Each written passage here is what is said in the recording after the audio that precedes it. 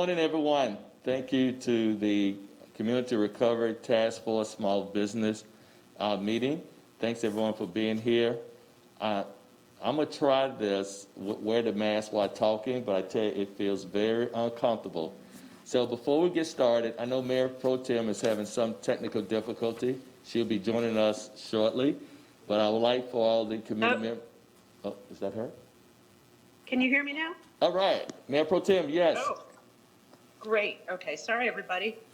Go right ahead. Oh, no, great. I don't know where you were because I just got in. Okay.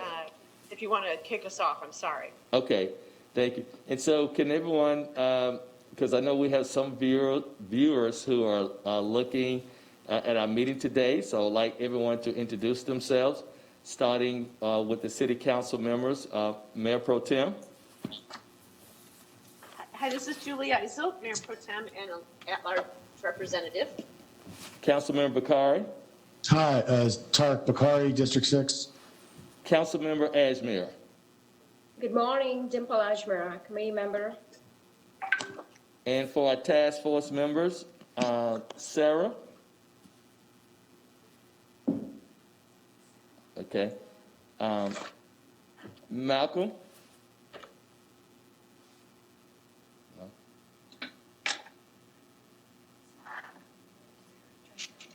Press Sarah one more time. Press Sarah one more time. Oh, Sarah, go right ahead. Thank you. Oh, hey, sorry. It's Sarah Baca. I'm with Girl Tribe. Thank you, Sarah. Malcolm Coley. Okay. Chad. Chad Turner with the Charlotte LGBT Chamber and the Charlotte Small Business Coalition. Vinay. Vinay Patel with Tree Hotels. Okay. Mark.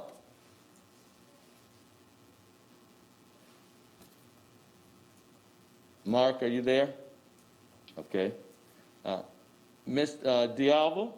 Mark Vidner's here. I didn't. Mark Vidner with Wells Fargo. Thank you, Mark. Dialvo? Good morning, Dialva Wilson, Charlotte Business Advisory Committee and D. Wilson Agency. Thank you. And Dave Matthews? Morning, Dave Matthews, Bank of America. Okay. Thanks, everyone. Now I'm going to turn it over to Fran West to talk about our Thrive implementation strategy. Fran? Thank you, Councilmember Mitchell. If we could pull up the PowerPoint. Miss Ashley, that would be great.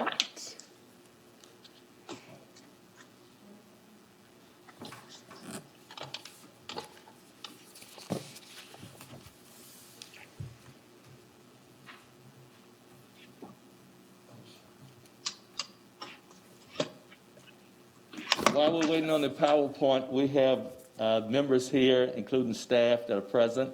So I'm going to start off with our Foundation for Carolina representative.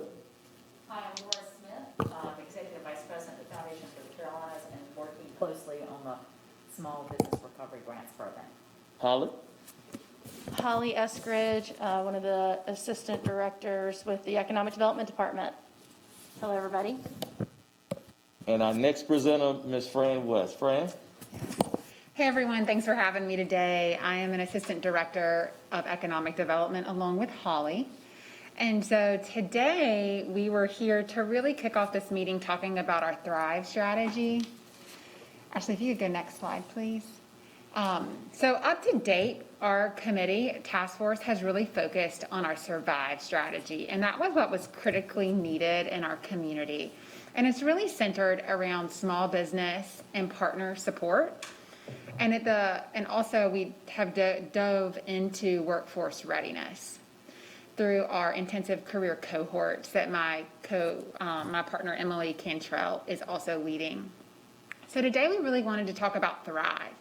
So our Thrive strategy is really about how we prepare our businesses and our workforce to be resilient over the next 6 months. So should COVID come back with even more vengeance in the winter, that our businesses and our workforce are prepared.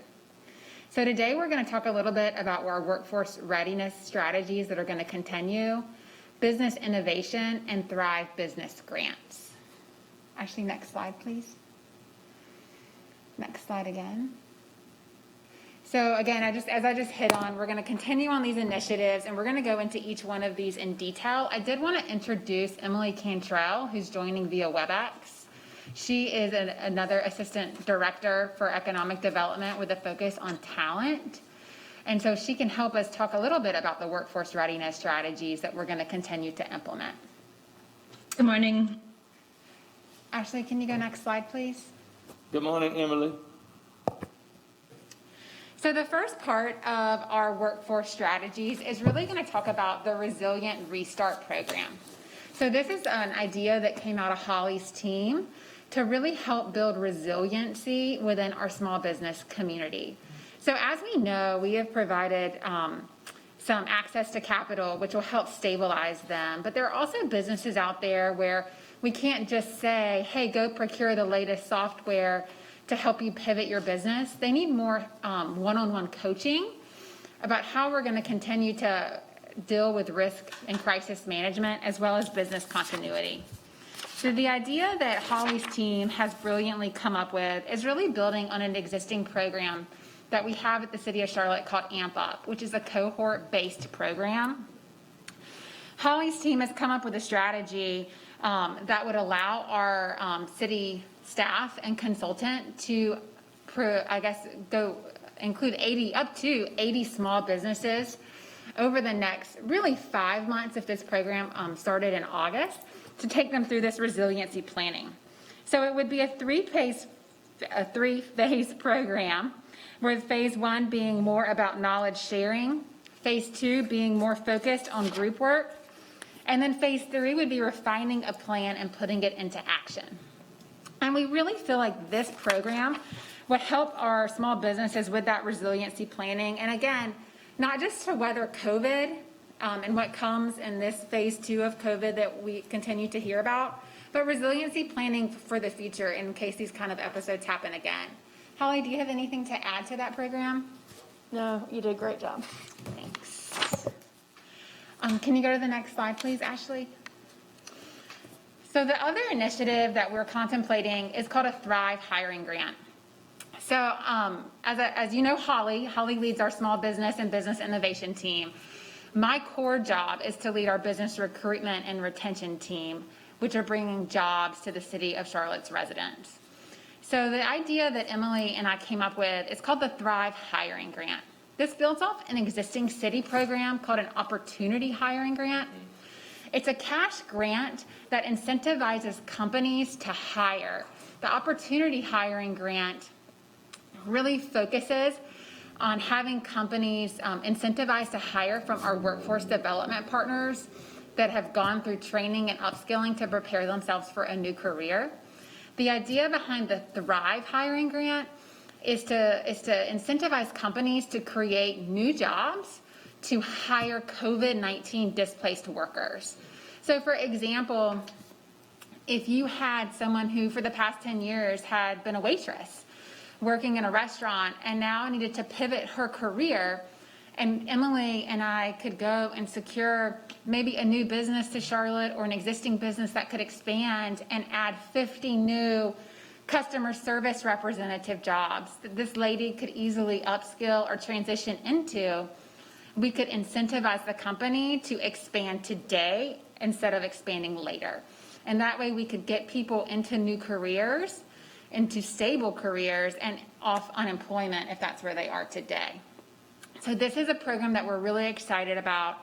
We've done some homework in our business community, just testing this to see if it's something that they would be open to, because the grant would be around between $1,500 and $2,500 per employee.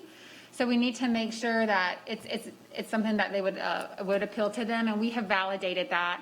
And so this is an exciting program that we think would really help put our residents back to work. I think Mr. Bittner is going to talk after us about the skyrocketing unemployment in Charlotte. And so the strategies that you see between the Thrive Hiring Grant and the work that Emily's doing on the intensive career cohorts is really going to help us try and offset that. Emily, is there anything you would like to add to this? think you've covered it well. Thanks, Fran. So once again, staff is being modest and they just continue to do great work. But Fran, I think you'd be remiss if you didn't talk about Chime Solution is the first recipient and how it was about providing an opportunity, like Opportunity Hiring Grant for Chime Solution. Can you Yeah, share of the good course. news about Chime? Yeah. So our team has worked really hard to recruit a company last fall out of Atlanta, Chime Solutions, to the Charlotte market, where they announced a 1,000 job expansion into Charlotte in the customer service industry. They approached us again in February with a new opportunity to add licensed insurance representatives through an expansion. Licensed insurance representatives are a higher tier than their current operation, and they require additional skills, and in addition, it requires a license. So it requires something that will help them in their career trajectory. And so Emily worked with Chime Solutions, Central Piedmont Community College, and the North Carolina Community College System to award them an opportunity hiring grant to upskill 50 Charlotte residents, take them through a training class at UNC Charlotte to become a licensed insurance agent that would be a representative of the company, for them to have the test paid for and to walk into a job as a licensed insurance agent, all for free, essentially. And so they are targeting people in our community and existing employees who we would be able to give this new skill, this new license to, that not only would provide them with a career at Chime Solutions, but would also allow them to take that anywhere that they want because they now have this transferable skill. And so we're looking for that same thing with the Thrive Hiring Grant, in the sense that we have a large portion of our community who worked in hospitality, tourism, food service that have been severely negatively impacted through COVID. And so how do we take those people who may want to pivot their career and help companies take them in and train them in a new skill set? So that's the goal of the Thrive Hiring Grant. Ashley, can you go to the next slide, please? Another grant opportunity that we're considering is the Innovate Business Grant. So this is something that has been on our list.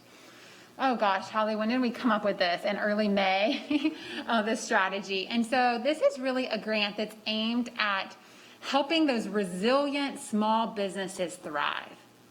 So at this point, a lot of our businesses, if they're here today, they have proven themselves to be resilient. And how are we going to help them moving forward? Because as they see the new demand associated with COVID-19. So that could be through purchasing technology, hardware or software, like for instance, going cashless, obtaining any new resources to help these resilient businesses pivot and thrive. And depending on how we build off of the B2C accelerator that was under our Survive strategy, allowing our small businesses to access those technology tools. This is really building on the momentum in our community surrounding helping our businesses pivot. It's very, we've seen Charlotte Center City Partners do this. We've seen this need in our community. And so it's how do we do this on a community-wide level, allowing our small businesses access to this capital.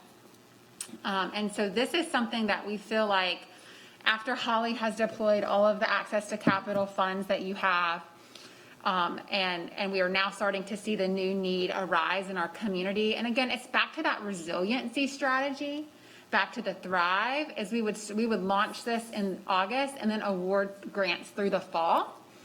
And those grant size and shapes may vary depending on the needs of the business. But we do think that this will be an ongoing need in our community.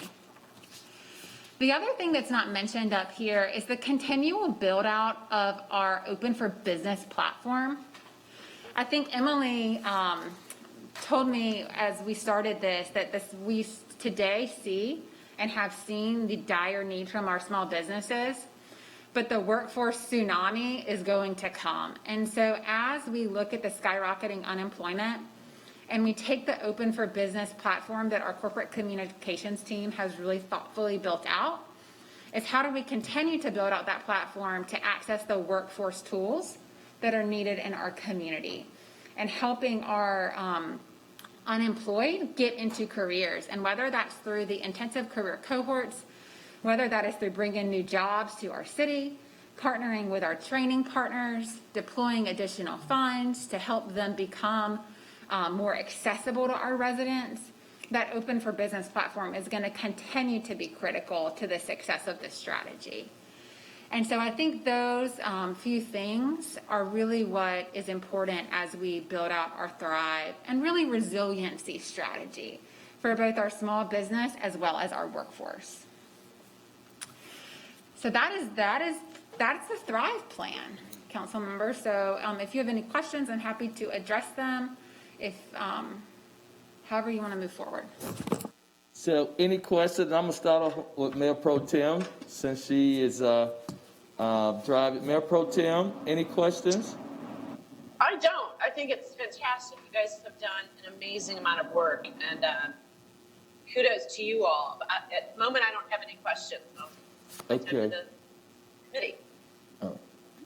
Committee. Committee members, any questions for staff on Thrive?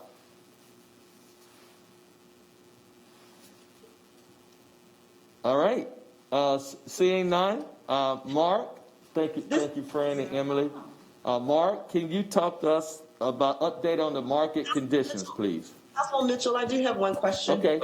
I'm sorry, D'Alva. Go ahead. I do agree that I think the framework for both of these programs, these grants are amazing. Just really a great job done. The only reaction to the Thrive Hiring Grant is if I know the $1,500 to $200 a month is not a lot compared to what they would actually be paying an employee, but if we could provide a criteria that would be paying a living wage, the employees, as we think about the selection process for companies who receive the grant, I think that would really be helpful and impactful to people who've been impacted by COVID. D'Alva, excellent point, because I think our first recipient, Chime, they were paying $16. To your point, Ms. Wilson, Chime, our first recipient, are paying their employees $16 an hour. Mm-hmm. So, excellent suggestion. Yes. Any more comments, feedback for staff? Mr. Mitchell? Councilmember Ashmere? Yes, ma'am. Thank you, Mr. Chairman. So to follow up on D'Alva's point, for transparency, could we get reports on the organizations that get this grant? I know currently Chime has gotten this grant, but as we provide more grants, could you please provide us a report as to organizations that are getting those grants and how much the amount? Great suggestion. Okay. We'll make sure we focus on transparency. Thank you, Councilmember Ashmere. And I think we still, the committee, I think still have yet to receive the package for the business or the organization support grant. I know that we were told there were over 20 organizations that had applied, and that is a separate grant from the ones that we just talked about. But I think for transparency, we also need to see who applied, who got the grant for any amount that was out, whether it's innovation grant, whether organization support grant, or it's access to capital grant. And Councilmember Ashmere, Holly is going to address that in her presentation. Great, thank you. You're welcome. Any other comments? Mark, take us away. Market conditions. Great. And I think I have some slides for you. Hopefully they got there. If not, I'll just walk you through it. Let me see. Maybe not. If the slides aren't there, I'll just tell you, in terms of where we're at right now. Mark, for clarification, we do have the slides. I think we waited to bring them up. Yes. Do I need to bring them up or?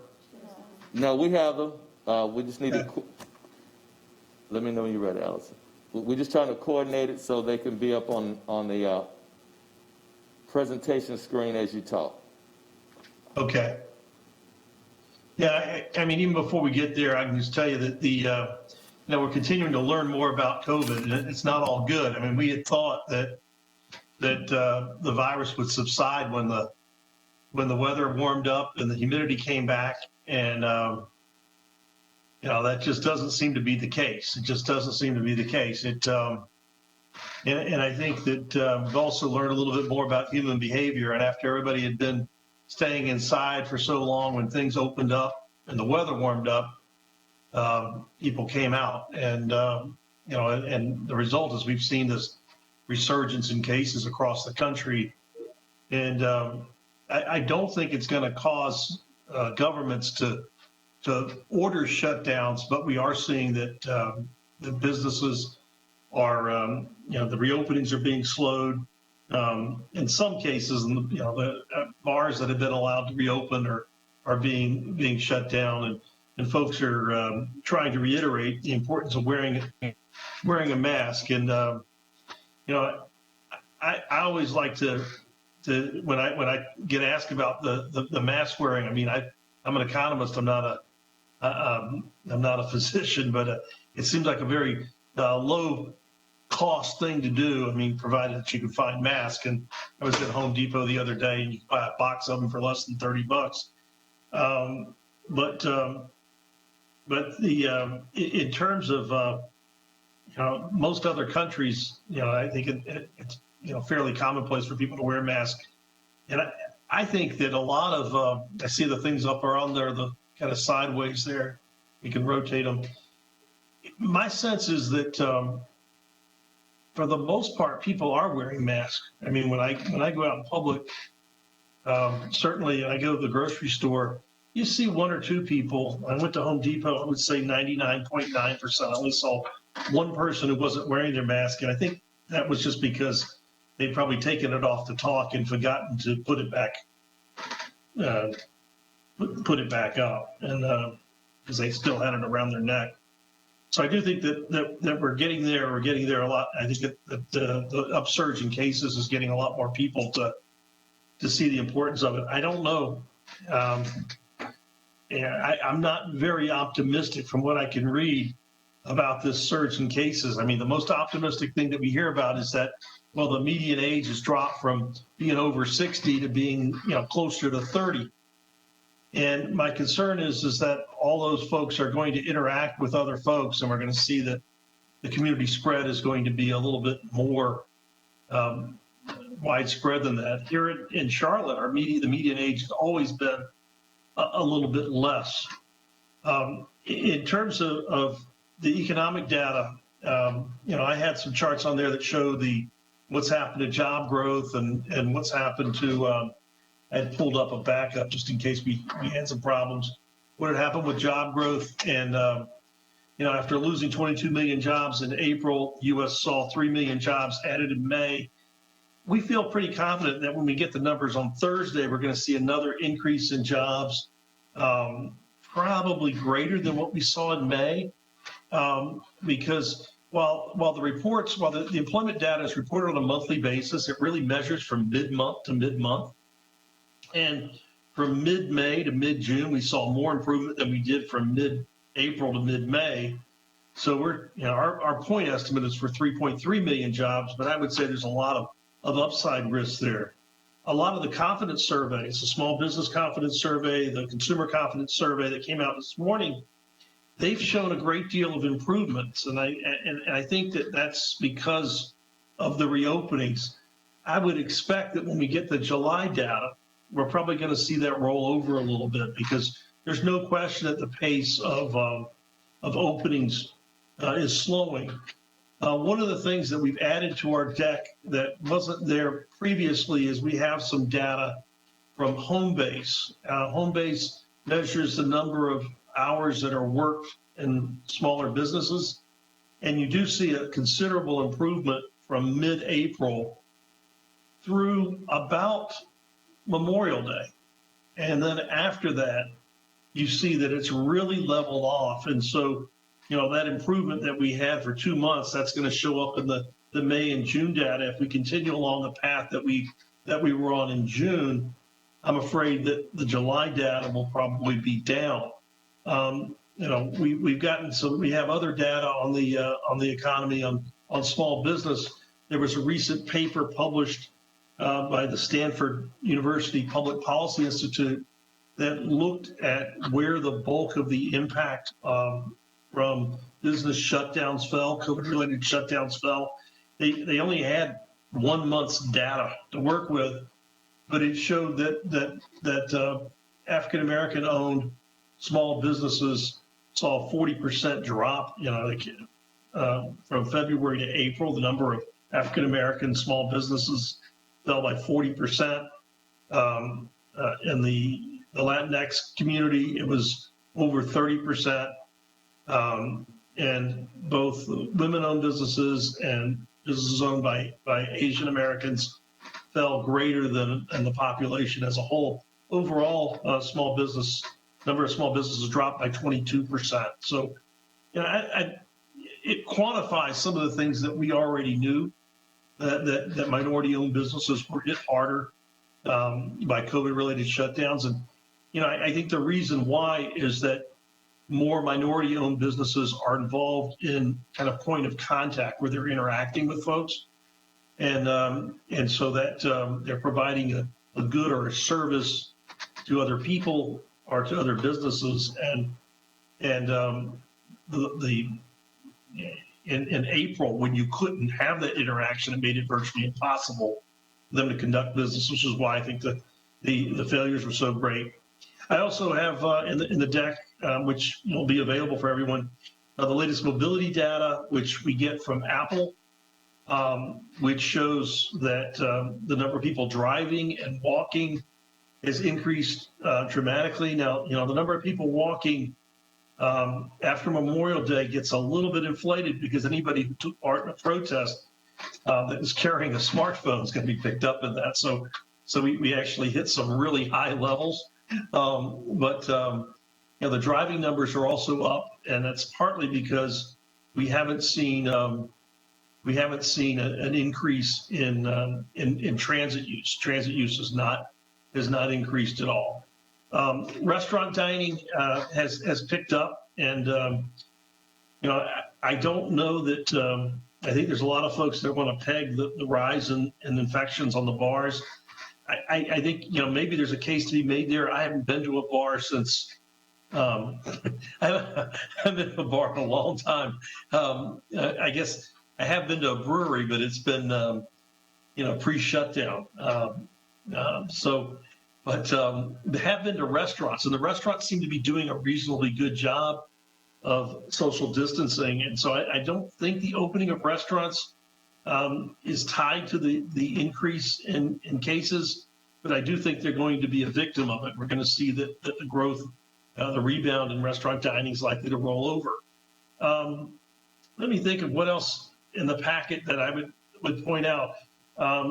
Charlotte and Raleigh, as we'd said earlier, accounted for a disproportionate share of the job losses because over half of the job losses were either at restaurants or healthcare or retailers or in other services, which is, service providers that provide services to other businesses and consumers. And most of those functions are housed in large cities. And so that's why we've seen the job losses that we've seen. We saw a smaller rebound in Charlotte and in North Carolina than we saw nationally in the month of May. My suspicion is that while restaurants reopened, doctors' offices were a little bit slower to reopen, and we finally got those slides here. All right. I don't know if I've got control or not,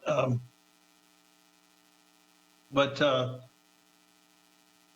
me think of where we're at here, because I think I was basically all the way. You can go to slide 17. Slide 17 would be good.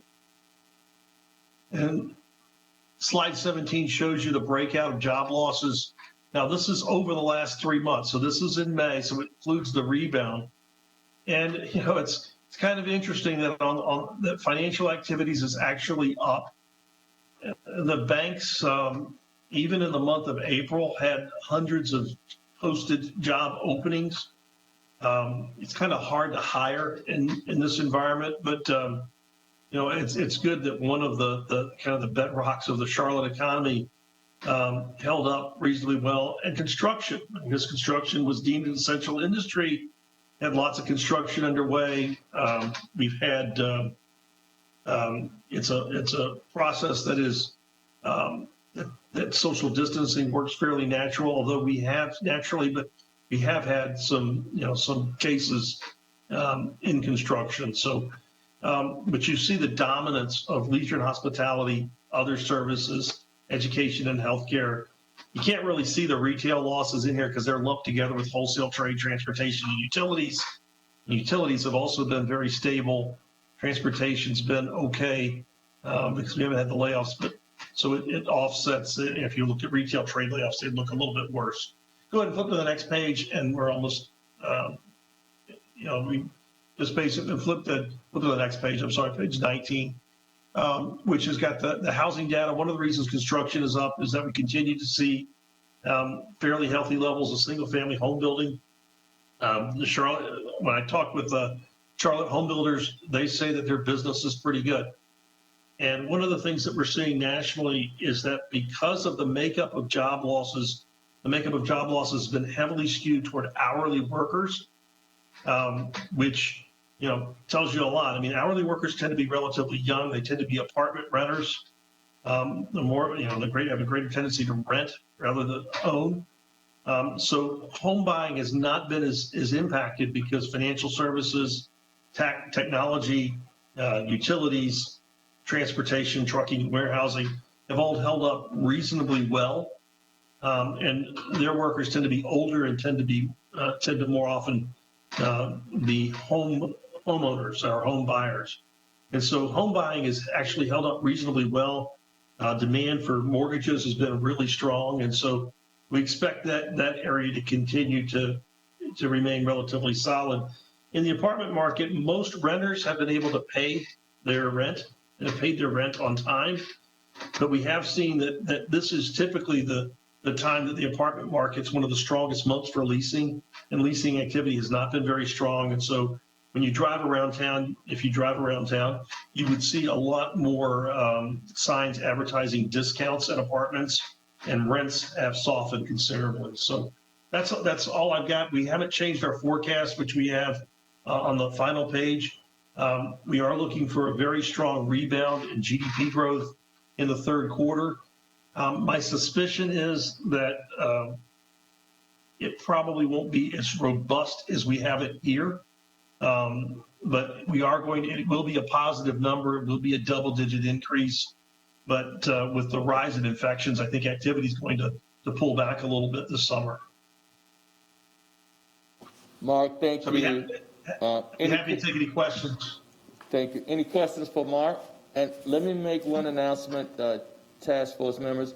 The full presentation will be up on our website, so we apologize for that, but we will have it available on our website. Vinay, he talked about your industry, leisure and hospitality. Any questions?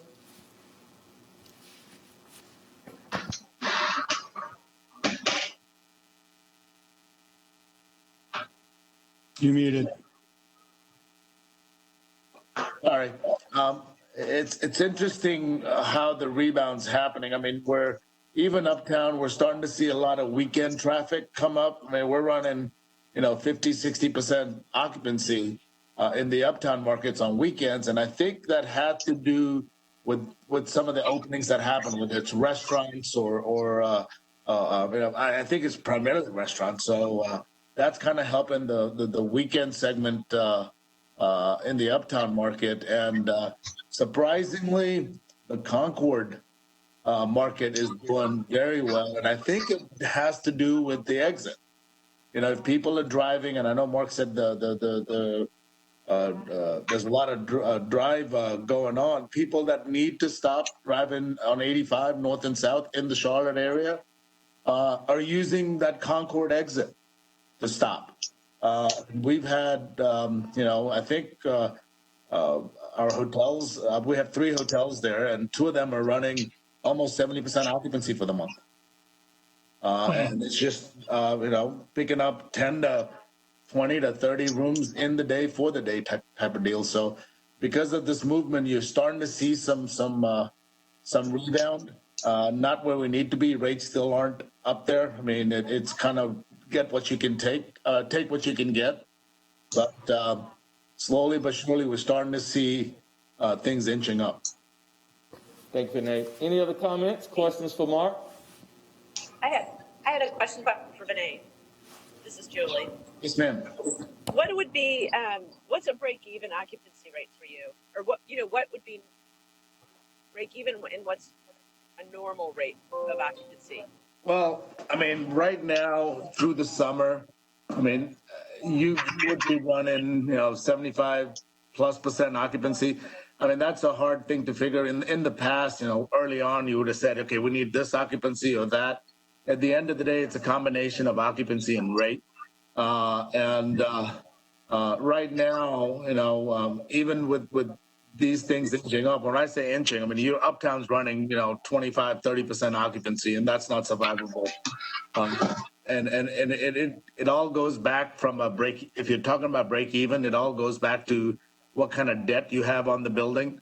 If your debt's pretty high, the debt service kind of dictates how much you need to do. So, as an industry, and we ran, mid to upper 60s overall for the country, and if that's what we were running, or that was, probably the most profitable years that we've had, running upper 60s as an industry into 70s. But the key was rate. I mean, you were able to get the pricing that you needed. Right now, what you're seeing is price. The ability to price is definitely not there, and you've got businesses who need to travel. In the past, would have fixed rates or negotiated rates, and now. You're saying a lot of companies go back and say, we don't want to negotiate rates. We just will work off of whatever you're selling on the on the market, just because the demand's not there. Thank you. All right. Mark, thank you so much. And if there are no other questions, we'll move on to... I'm sorry, Councilmember Ashmere, I'm sorry. Thank you. I have a question for Mark. Thank you for this presentation. It's always great to hear from you and look at the data. Earlier in your presentation, you had mentioned how minority-owned businesses are heavily affected. Is there a data point that shows any connection with access to capital? I'm certain that there's some studies that would address that, but the numbers that I was referring to it was from a Stanford study, which I can forward you the study as well. It's 18 to 20 pages, which is something that I like. It's a fairly readable study, but it's not 300 pages. But it's looking at the initial effects from the COVID shutdowns on small business. I don't think that there was. I don't remember anything that assigned any causality on it. It really was just looking to see, who got hit the most by it, because it's really early to even do that with the data. Although I'm hoping to find data that would go through, where we'd have at least another month's worth of data. But it makes sense that it would be a lack of financing because, I think it's twofold. It's a lack of financing, but I think it was also simply a lack of customers. If you had a barbershop and you couldn't cut people's hair, you may have gone out of business if you didn't have enough financial resources to weather that, or if you were, and even. Like in other services includes tax preparation. If you delay the tax deadline to July 15th, there may be some folks that are like going, well, that's great for the taxpayers, but I don't have any income coming in. And so we saw this big drop in the number of businesses. Most of these businesses employ 1 to 3 people, most of them. So they are very, and there's a lot of definitions as to what small business is, but these are very small businesses. Thank you, Mark. So a lack of financing and lack of client base, really client base would impact all businesses overall.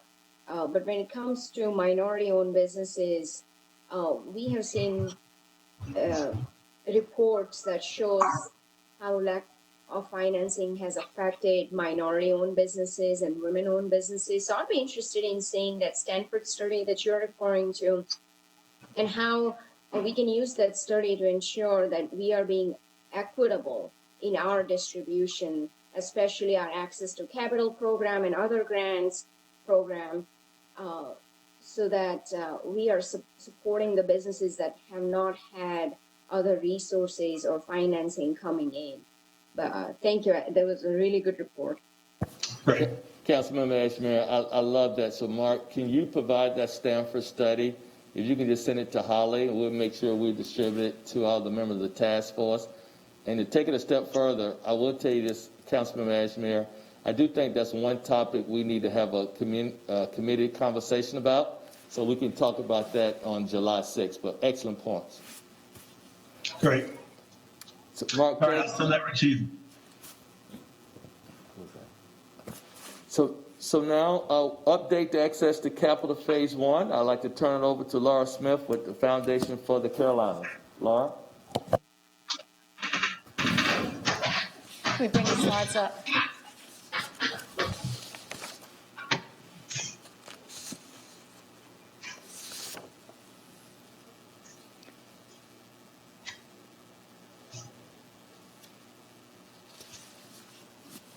Should I go ahead and get started without the slides, or okay?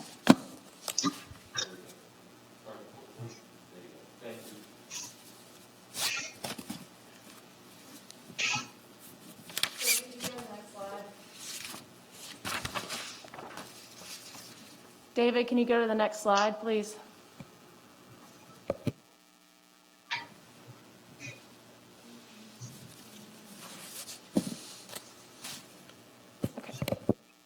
Laura, just go ahead and get started. Okay. We want to start the presentation today and just tell you a little bit about the community outreach that has occurred so far. We're going to move from there and talk about what's to come on that front from a community perspective, and then want to update you on where we are with the grants programs. So if you'll see on the screen in front of you, there have been 19 webinars that have been done to date. Our viewership for those webinars has been 8,558 viewers have been part of those webinars. We've sent out e-blast to over 1,200 small businesses. We've had an open rate of 20%, and if you know about open rates, that's a high open rate. We've sent our digital toolkit out to 600 businesses, churches, and neighborhood associations. We've had print ads in the Observer, Post, La Noticia, and Que Pasa. We've received 12 additional media stories that have occurred. We've had radio ads that are on both the Northson and Radio 1 networks. We've had 16 digital billboards that are up around the community, and we've had over 14,000 visits to the website landing page for the small business program. We've also had numerous social media posts on Facebook, Instagram, and LinkedIn. I want to make a shout out to Holly, to Jerry Ann, to others at the city who've been doing these webinars. When we received applicants and they responded where they were most likely to have heard it, it was these webinars. So your efforts are paying off, and it was the #1 listed thing in terms of how people heard about it. So a shout out to the city staff on that front. Next slide. This is what we've got coming up. So after this, we've got our first rounds of checks that'll be coming out today. Proceeding in the next week, you'll start seeing, we'll have our billboards will go up in Spanish. If you're looking for those, we'll have them placed on Independence and Albemarle roads. We'll have additional content and ads in Q City Metro, content and ads in the Charlotte NO, which really focuses on entrepreneurs. A feature and a print ad in Pride Magazine. We'll have ongoing radio and print ads. We've got a webinar coming out with the Charlotte Post. We've got a print ad that'll be in South, which it focuses the South Asian community, newsletter content in La Noticio, and we'll be doing our continued social media effort. Next slide. One of the unique pieces of this program in terms of really trying to reach out into the community is we'll be doing canvassing in some key business corridors. We'll have canvassers, they'll be sent out in pairs. If you'll look, we're going to have them in these bright green open for business t-shirts that you see up in the corner of the screen. They'll be masked and practicing social distance, but they'll be out handing out flyers about the program, encouraging businesses to apply, sharing information also about our YMCA help centers that will be available. And we'll have 10 of those centers that will be planned. We'll have staff members there from July 20th through July 31st. They'll be manned from 8 a.m. to 6 p.m. So depending on which site, they may start at 8 or they may go to 6. We're also going to be offering some Saturday hours as well. So if we have business owners that can't get there during the week, that we have options on Saturday also. And those folks will be trained to answer questions about the application. If someone needs them to enter the application, they'll be prepared to enter applications. Or perhaps if they don't have a scanner at their office, they can bring their documents and we can get them scanned for them. So it is intended to be any type of help that a business needs in order to access these grants, that they would have the support there at those offices. So if we'll move from there, we'd like to share with you information about the program thus far. Next slide.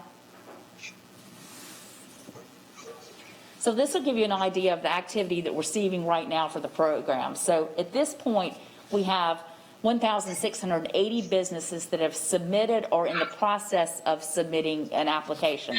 We've had 707 businesses that have submitted at this point, and 2 of them that are eligible at this stage of the process. And so by eligible, I mean that have been prioritized at this moment. So have not yet received a federal loan, PPP loan. They haven't received money from the state Golden Leaf Grant, and they have not received a micro loan. So essentially we had 257 businesses that applied that we prioritized at this moment. It was really interesting to see as these applicants were coming in. Initially, those that were first in the door, almost 100% had received PPP funding. So probably stands to reason that they were probably first in line for PPP. They were first in line for this program as well. But obviously, we have not rejected those applications. We've merely put them aside so that we can prioritize those that have not received funding at this point. And at some point, if this body decides that we then want to start potentially distributing to those organizations, we can go back to that group and look at that group. One of the trends that we saw later in the week is that started turning over. So whereas initially we had more companies applying that received PPP funding, we started seeing that start to shift towards the end of last week. So if you bring the next slide up. I would say I want to tell you that we learned a lot with last week's grants. So essentially we had about 3 days to process grants last week. So I want to come back at the end of the presentation and really talk to you about what our learnings were and how we think we can help our businesses going forward. But I want to give you the data right now just in terms of what's happening initially in terms of grant activities. So we will have 79 checks that will be mailed out today to small businesses. The breakdown of those businesses, 73 of those checks will go to micro loans. So those loans of $10,000 for micro businesses that employ 5 or less. We'll have 6 small business grant awards, so there's an amount of $25,000, and those will go to employees with 6 to 25 employees. So the total dollars dispersed today will be $880,000. And these recipients, it was great to see they were very geographically dispersed throughout the city. We had another 23 applicants that... Laura? Yes. I'm sorry to interrupt. Yeah. Just one question. Yes. When we talked about the grant amounts, the 10,000, 20,000, 5,000, we had said up to that amount. Are some of those less than 10,000 or less than 25,000, or is that the amount you're issuing in any case? Those are the amounts that are issued in any case. So if you, Okay. so if you're, Because that is different than we first talked about. So, Maybe staff can address that. I don't mean to put that on you, Laura. yeah. yeah, so Mayor Pro Tem, we actually have always put on the screen that it's awards, that it's either for 0 to 5, it's 10,000, or for 6 to 25, it's 25,000 since we started working on this with Foundation for the Carolinas. In order to get this money out in the way that you all asked us to, which is very easy and very quick, we really, through the documentation that we actually asked for, the easiest and cleanest way for us to do it and simplest way to do it was to keep it straight $10,000 for 0 to 5, and then 6 to 25 employees, 25,000. And again, that's just based on the level of documentation and review that the foundation is doing. That would just, if we had to go in and assess the amount, like up to, then that would have taken a considerably longer amount of time to get the money to our small businesses. Okay. My only concern with that really is more in the micro business. So if you've got a barber or a stylist who has one chair they're renting in a salon, and they only need their money for rent for 2 months, and maybe that's a total of $2,000, it sounds like they may not be prioritized because they don't need $10,000. And at one point, we had the conversation where we would be giving them what they need to stay in business. So I just, going forward, maybe we need to think a little bit about that as to whether that's not going to hurt some of the really small businesses that, just need that lifeline of paying rent or whatever the expense is that's under 10,000. So. Well, all businesses, whether, again, just to clarify, if they had 5 or less employees, they were given $10,000. We did not evaluate their budgets and say they only needed rent for 2 months and it was $2,000. So we did not disapprove anyone because of the amount of funding. Each small business indicated what they would use those funding for, and as long as it was in those categories, we funded those grants. So no one was penalized because of a particular level of payroll or particular level of rent. If they were 0 to 5, if they met that eligibility criteria, if they provided those documents, they were given that $10,000. The last 2 bullets I want to cover here, I'm going to speak more specifically to these towards the end of the presentation, but I do want to share with you, we had 23 applications that we sent over to the city that essentially from our approving them to coming to the city, that the city found errors in their W-9s, and so we're not able to process those checks. We are making calls to all of those entities that were approved and working to try to get their W-9s corrected. So they may not have matched the name of their business with their application. They may not have signed their W-9s. So we have 23 applicants that we're going to continue to call and work with. And again, as we talk about our education and our learning through this, we kind of now know what the city needs, and so we know to try to, going forward, reach out to those applicants before sending them to the city for approval. There were another 82 that failed to successfully complete the application. And in looking at those, we feel like that we have 51 of those 82 that we can really go back and help, hopefully successfully. So we will be reaching back to those organizations and saying, guess what? We need a signed lease and not just a lease. Can you get us a signed lease so that we know you really actively have a lease? Can you sign your W-9? Can you clarify the name of your organization? So we have about 51 that we will be going back to and working on the process. Next slide. Just want to share with you a little bit of demographic information about, what it looked like in this first week so you can get a sense of this. So this is if you're looking, this is the 707 at the bottom submissions. Of the 707 submissions that we had last week, you can see that the breakdown for the micro versus small businesses, we have many more micro businesses applying than small businesses. which as we began analyzing and thinking about it really seemed to make sense to us, because it is more likely if you had a larger business, you may have applied for that PPP funding. You may have had accountants or bankers or lawyers that could assist you in making those kind of things. So it didn't surprise us that we're seeing more micro loan businesses applying that are micro size versus small size. And then when you look up at the eligible numbers, that trend continued. So when you looked at eligible, we had 257 organizations that, again, were eligible that had not already received funding. And again, you still see 229 of those were micro businesses versus 28 being small businesses. And then finally, when you look at the 79 that we awarded and that would go out today, 73 of those would be micro loans and 6 would be small business. Next slide. Just want to also, we asked in our grant application, we asked grant applicants to self-identify based on race and just give you a sense of what that breakdown looked like. So this is based on those that we awarded grants to. So the 79 grants that awarded, 52% of those went to business owners that identified themselves as African American / Black. 32% were identified themselves as Caucasian. We had 8% that identified themselves as Latin / Hispanic. We had 5% that identified themselves as Asian.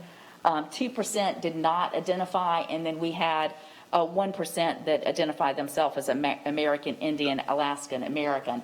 One of the things that was good to see, this was a very similar statistics and percentages based on the applicants that applied as well. So again, this chart focuses on the 79 that we awarded, but this percentage is held very much in terms of those applicants applying. We saw a higher number of African American Black businesses applying than other races to the program. If you move on, next slide. Questions? It's Tia. Yes. Hey, Alva, thank you. I love the data, so thank you for that. On the previous slide, going forward, can we have an overlay as the program progresses? Can we have an overlay of this visual, this chart or pie chart overlaid or side by side, however you want to present it, with the applications? Yes, be glad to. Thank you. It was a lot of data coming in at once and trying to get our hands around it. So we're trying to decide how we could quickly get something to you in this first week. This is great. Thank you. But we will continue to try to enrich this data as we go forward, so you can really see how it's evolving. Next slide. This just focus on the gender of the owner or the officer or the business owner. How they self-identified in terms of gender, and we had 32% identified as female and 47% identify as male. This also, we thought this was an interesting statistic, just to give you a sense. Again, this is based on the awards that we've made this time around. So you can see that we had approximately 40% of the businesses have been in business 8 or more years. We had essentially 33% that had been in business 1 to 3 years, 27% 4 to 7 years, and approximately 1% less than 1 year. So of those that received grants, this was the breakdown in terms of the number of years they've been in business. I missed that slide. What I wanted to share with you also is just kind of what we learned in this first week. This first week was fast and furious. We made a commitment that we would get some grants out the door. My arm had been twisted by my councilman to my to my right.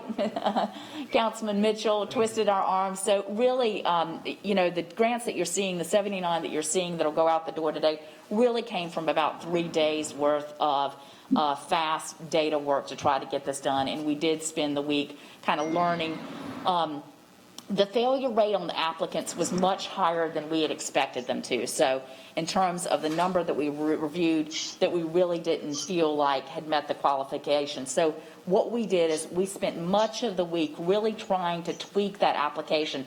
Could we reword it in a different way to be clearer? Could we highlight things in red so that, you know, they knew when they put your social security number in, don't put dashes, because if you put dashes in, you can't get your full social security number in. Trying to also creating a plan. We had not thought that we would have to reach back out to as many businesses as we clearly are going to have to.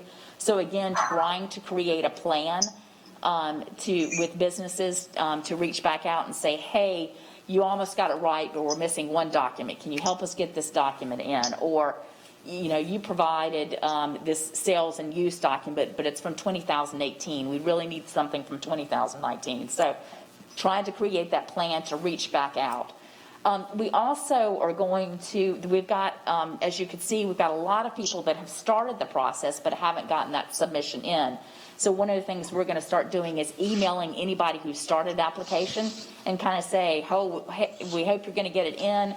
If you need help, these are the ways that you can get help, so that anyone that might have started and maybe has gotten stuck, that hopefully maybe they'll get a contact and it'll give them a chance to come back to us.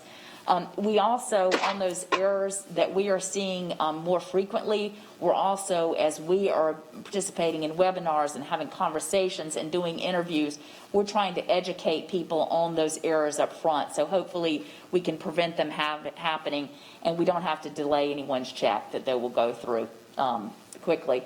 Also, our failure rate in terms of the foundation, what we gave to the city in terms of the number of W-9s they had to send back, we now have a really clearer picture of what the city needs, and so we think we can be more proactive on the front end so that hopefully everything that we're starting to get to the city can be approved, and that they're not having to look through those and say, hey, we've got a problem with the W-9. Next slide. So here are some of the helpful tips, and so whenever I'm in front of a group, I want to make sure that we've said this to, again, help our applicants as we move through. But it's important that you make sure that all the way through your application that your EIN and your social security number matches all the way in. If that number is changing throughout the application, it makes, we can't approve that application. It also needs to match your W-9. So those numbers have to be consistent throughout. Again, when you're entering that EIN number or your social security number, make sure there are no dashes so that we get your full number. If you're providing legal documents as required in the List A or List B, they need to be signed and executed documents. So you need to sign your W-9. You need to sign the lease needs to be signed by the owner that you are leasing from. Also, if you have a different business name, but you're doing business under another name, also help us match. It is hard for us if your name on this application and between your W-9 and what's on your utility bill, if none of those names match, it's really hard for us to prove that you're an ongoing business concern. So anything that you can do to help us create that link, so when by the time we're through, we know this is a business, we know they're in business right now, we know we're in business in 2019, we know you've got all those documents. It makes it easy for us, and we can get that check out to you fast. With that, that's the conclusion of my presentation, but I would be glad to take any questions from committee members or others who might have questions that they would like to ask at this stage. So first, let me say thank you, and I'm going to start off with Mayor Pro Tem and just ask everyone to engage. Mayor Pro Tem, any questions? No, I don't, since I cleared up that point that I obviously missed. But Laura, thank you. I love seeing the ad in the paper this weekend. I think the word is getting out. You guys are doing a great PR job on this. I'll certainly share this information, including the helpful tips. So I think if we make it as easy as possible and help people get this application done, we're going to reach those who really need it most. So thanks for all the hard work. Thank you. Ms. Ashmere, Councilmember Ashmere. Thank you, Mr. Chairman. I have 3 points to make. First, great job, Laura, especially breaking down the demographics. I like what I'm seeing, that we are being equitable in our distribution. Also, I appreciate the outreach work that's been done by Holly and Jarian. I know Holly has been busy the past couple of weeks, very busy. Maybe it's an understatement, but certainly I think you all have done a great job with community outreach. 2 points that I have here is what I see currently, looking at the data, where we are seeing a lot of businesses that are that have not gotten other resources, especially micro businesses. There's a greater need there. So as we get more data, we might have to go back and reevaluate whether 15 million for micro and $15 million for small businesses is the right amount. So I will continue to monitor that data, and if we have to reassess for our second phase, we might have to do that to address the need that is out there. My other point was already addressed around the track down, detailed breakdown. So I don't have any questions on that regard. But thank you all so much. You all have done great work. Laura, really appreciate doing this in such a short turnaround and really getting this money out to small businesses that just really haven't had much luck with other resources. So hopefully this will give them a fighting chance. Thank you, Councilman Ashmere. Just to follow up on that, we are staying very close to the statistics, and we are keeping the staff close, so that if this body or the city council decided that you did want to make a shift in terms of the breakdown of these dollars, there is the opportunity to do that. So we will continue to make sure you all are seeing this information and are aware of what's going on week by week, so that you do have the opportunity, if you want to make those kind of tweaks to the program, that you could make those shifts. Councilman Bakari? No, thank you, Mr. Chair. No questions from me. Vinay? I just want to say thank you again. It's incredible that we're able to get this turned around as quickly as we were able to. So great job. Appreciate the work being done. Sarah? I'd echo that. I think this is wonderful, and I hope that more small businesses will take advantage of this. This is a great start. So thank you guys so much for your hard work. Dave? Yeah, just similar sentiments. I think it will be interesting as time goes on to see how these companies do, and see if this is an effective method of providing support to them. So very interested to see how this works from an actual success of keeping businesses moving forward. Okay. D'Alba? Oh, great. I echo the accolades. I think you guys have done a great job, both the city and the foundation. I love the outreach that's happening by both entities. Just a great job there. I think the awards do reflect the makeup of the city, which, as you know, I spoke to that a great deal early on, so that's good. I noticed that the applications from small businesses are significantly lower. And so I think if that continues to be a trend, we should very quickly consider reallocating dollars from small businesses to micro businesses. I think the fact that the applications are higher reflects the need also. So I think that there's something to be learned there. Holly, how many businesses did you say that are eligible in the city? And I think I'm transposing numbers, so I don't want to assume. I'm trying to figure out, of the 707, what percentage of that is reflects the percentage of businesses eligible to apply? I think I remember Holly mentioning that maybe 10,000. There were 10,000 small and micro businesses, but I may have my numbers off. And then, one of the things we were excited, we've got 1,680 that are in process motion. So it's a large percentage in 1 week that we've already got, in motion on the grants. Yeah, it's about 10,500. Can't remember the exact number off the top of my head, that are in businesses with 25 or less employees. And of that, those that are 5 or less employees make up 65% of that number. Yeah. I'm just looking at some notes I had. 6,800 were micro and 3,700 small. Thank you. So I think that does speak to, again, us just revisiting the shift in terms of micro businesses and small businesses in terms of how we've allocated the dollars. I think we did a 50-50. So I would say that, again, if the trend continues, that we reconsider that before the end of the program. I agree. I agree with that, Mr. Chairman. If the numbers, so if the numbers are true, then there's about 14% of all that are eligible has applied in the first week. I think that's pretty good. Out, so that's good. So I think in terms of 707, and I think you said 600, so that's what, 13 or something, against 10.5. We still have a lot of work to do in terms of those who are actually eligible. Certainly 100% are not going to apply, but there's more room there. And it looks like what we're doing is effective. We just need to double down and just maybe, I would just say, let's make sure that we're tweaking, continuing to tweak as we learn on a daily basis. Thank you, Dialva. Mark?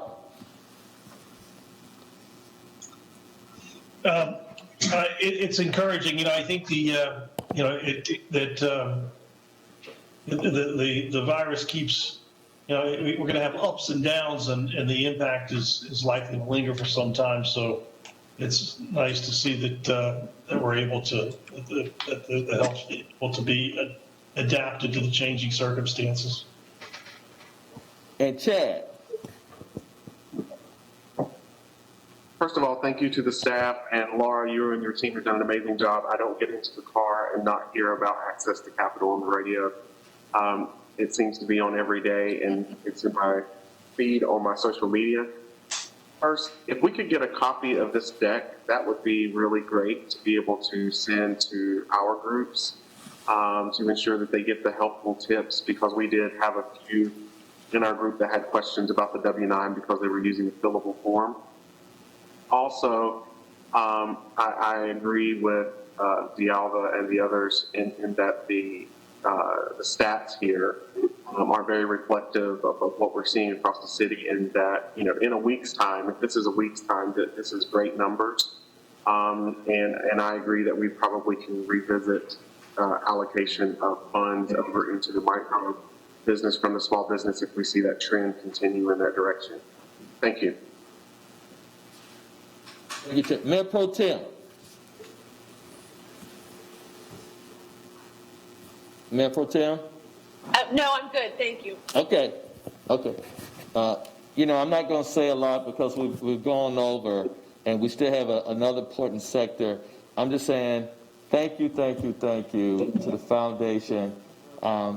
And team, only reason why I say June 30th, because it's the end of our fiscal year, and we clearly heard from the small business community, we need to get something out in the market now. So I don't know what a better way to end our fiscal year with the city to help our small businesses. So thank you. And now we have some more good news. So I'm going to turn it over to Holly. But we're going to make one note and make sure that, Laura, you can give us the PowerPoint slides. And we'll make sure we get that out to the committee members today. Okay. Holly?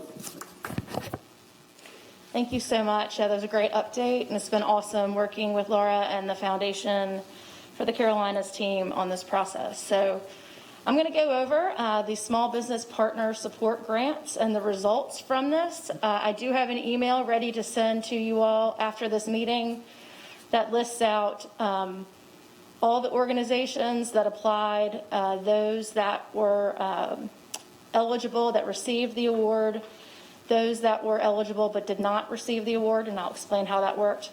And then those that were ineligible and the reason why they're ineligible, so that will be coming to you right after this meeting.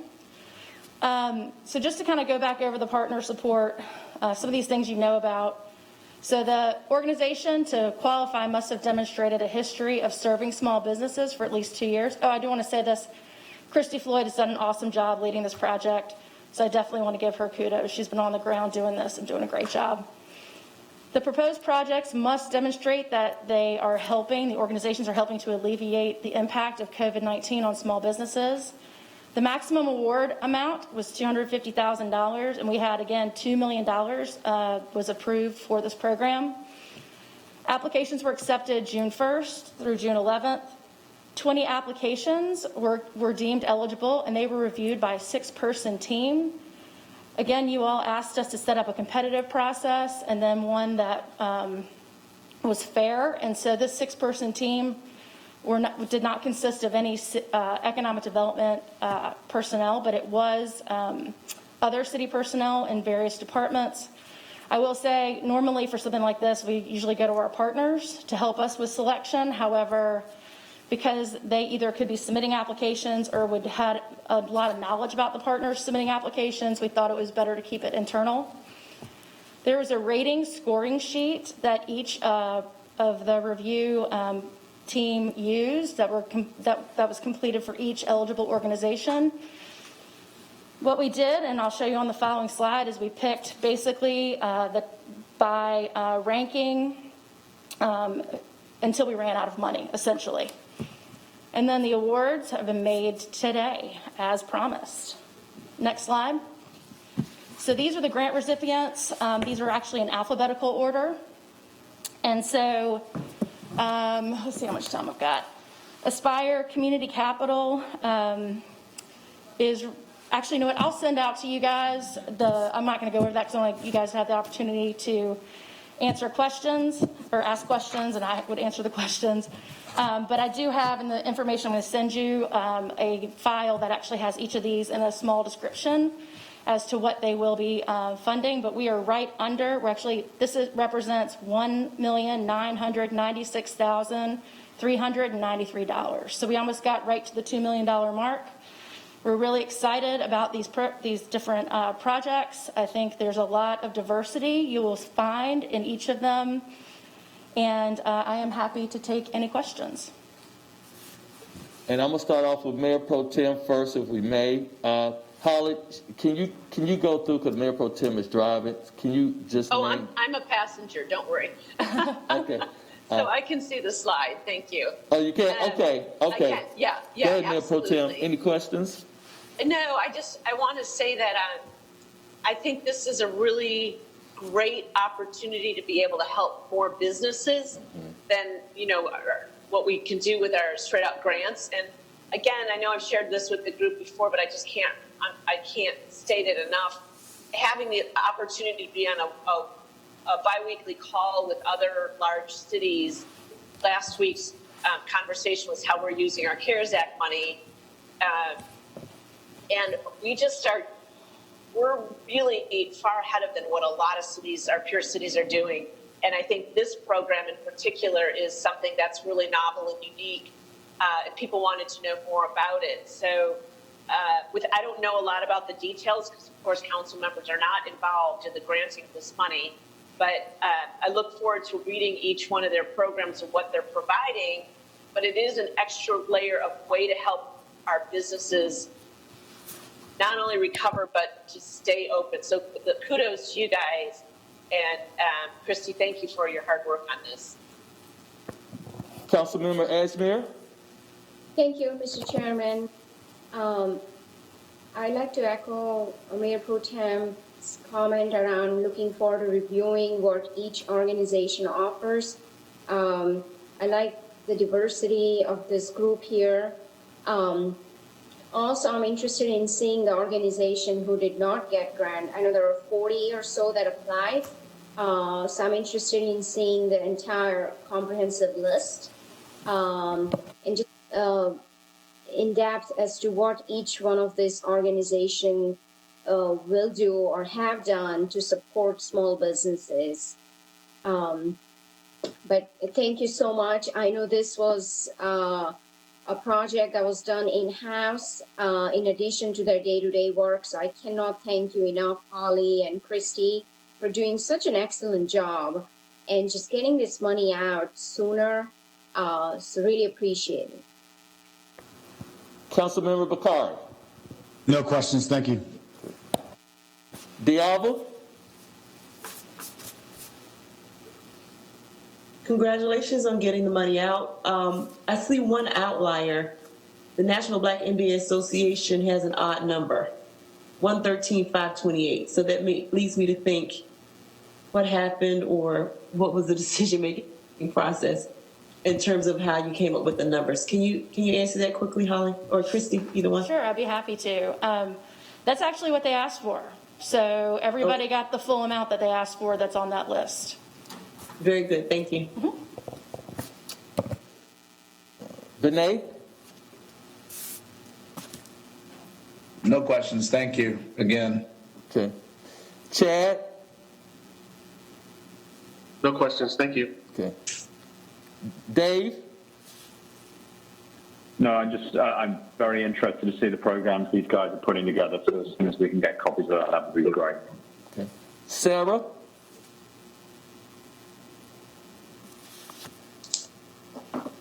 Sarah. Okay. Mark. No questions. Okay. Others are gone. I echo all the comments we made about the staff, and Councilman Ashmere, you're right.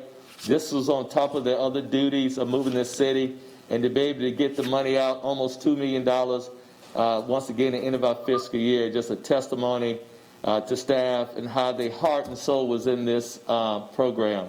And so I'm going to be very respectful. We have gone 30 minutes over, so I don't want the Mayor Pro Tem mad at me. When she runs the meeting, we finish right at 11:30.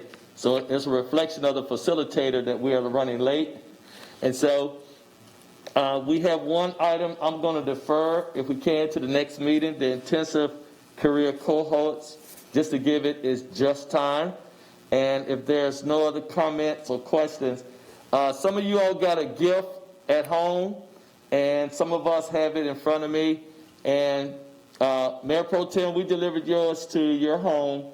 But this is my way, and I think all the task force way of saying thank you for everybody for collaborating and making sure we put on an excellent first round. Let me be sure the viewers know this is just round one. Laura, when is the next round? It's middle of July? Yes, 2 weeks from now. Okay. And so bear with me. If you have your gift that was sent to your home, please, we're going to make a quick toast to everyone. Councilman Bakari, did you get yours? I did. I try not to drink this early in the day. Councilmember Ashmere, did you get yours?